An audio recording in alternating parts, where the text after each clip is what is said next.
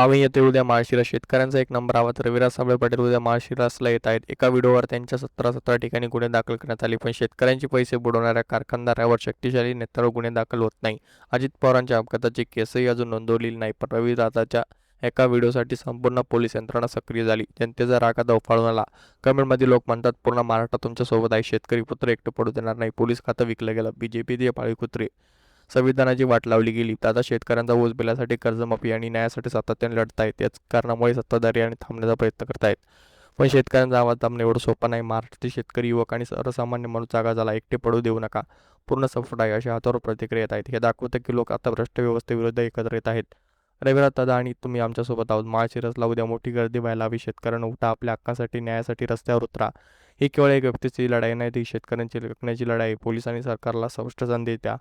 शेतकरी एकटे नाहीत. तुम्हाला काय वाटतं कमेंटमध्ये नक्की सांगा. रविराज साबळे पाटील खरा शेतकरी नेता आहे का? उद्या माळशिरसला किती गर्दी होणार? आता सरकारला काय संदेश द्यायचा आहे? जास्तीत जास्त शेअर करा, जागृती पसरवा. जय शिवराय, जय महाराष्ट्र.